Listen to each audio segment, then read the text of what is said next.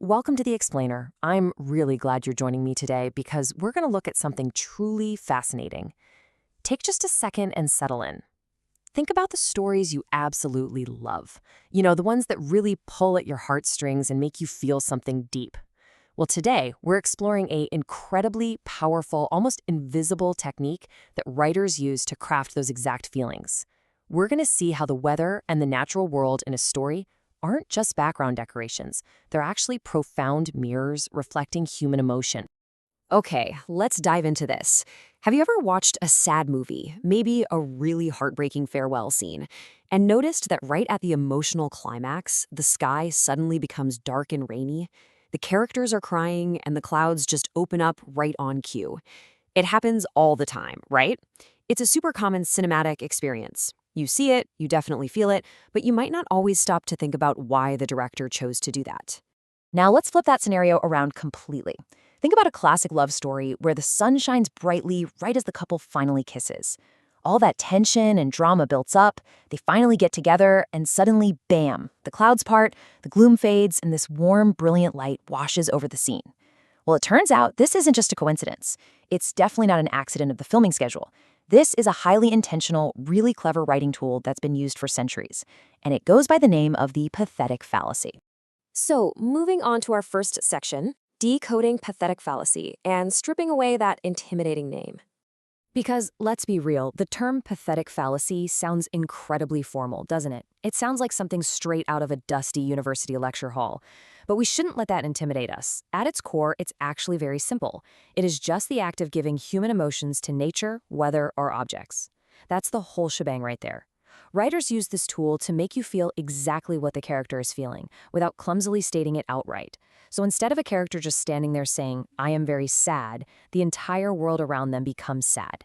The environment is doing all the heavy emotional lifting.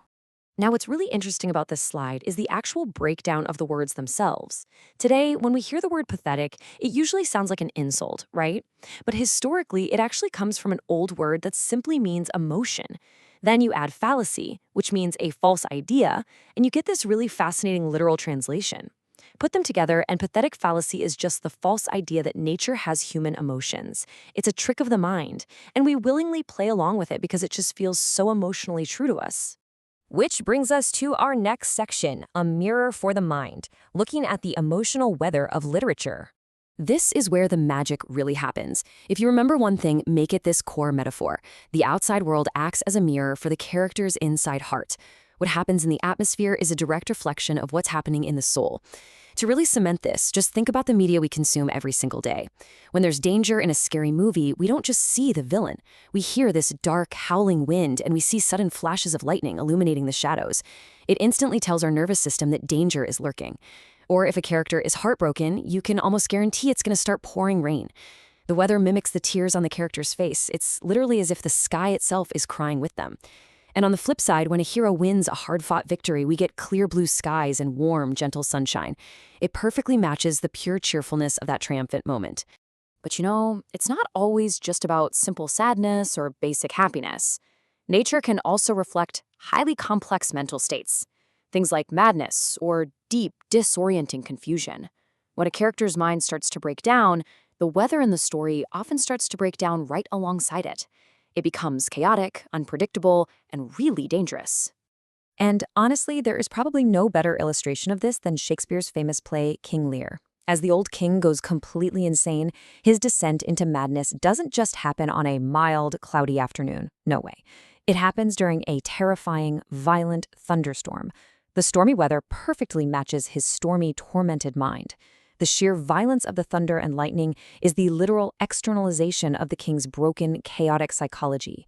In that moment, the weather truly becomes his mind. Now, actually, scratch that. It doesn't always have to be a raging thunderstorm. It can also be remarkably subtle. Writers use the time of day and the turn of the seasons just as effectively. Nature can be used to show the fresh, optimistic happiness of early morning. Or, think about how writers convey deep isolation. They might describe just a single cold winter wind blowing around a lonely character in the dead of night.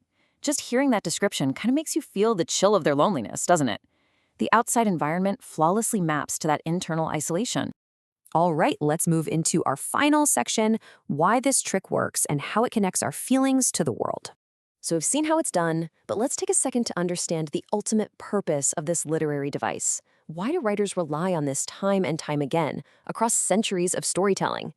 And this brilliantly illustrates just how ingrained this concept is in our daily lives. Think about phrases like a weeping willow or an angry volcano. We use these emotional nature phrases all the time in casual conversation. Obviously, a tree doesn't actually weep and a volcano doesn't literally feel anger. Yet we naturally assign these human emotions to the natural world because it helps us process and describe the dramatic visuals of nature through a human lens. We're already completely primed to accept the pathetic fallacy because it's built right into the way we speak. So the crucial point is this. Fundamentally, the pathetic fallacy is a wonderful trick because it makes stories come alive. It lifts words right off the page and turns them into a sensory experience. It connects our internal feelings to the vast world around us, anchoring our humanity in the natural environment. And maybe most importantly, it reminds us that we aren't alone. It creates this comforting illusion that nature itself seems to share in our joy, our explosive anger, or our very deepest sadness. I want to leave you with a thought to take into the rest of your day. Take a look out your nearest window. Really look at the sky, the trees, the light. Then ask yourself, what kind of weather is mirroring your own mood today? Are you experiencing warm, gentle sunshine? Or is there a single cold winter wind blowing? The next time you read a book or watch a movie, keep an eye out for this trick. I promise you, once you start seeing the emotional weather, you will never look at stories or the sky above you quite the same way again. Thanks so much for learning with me today.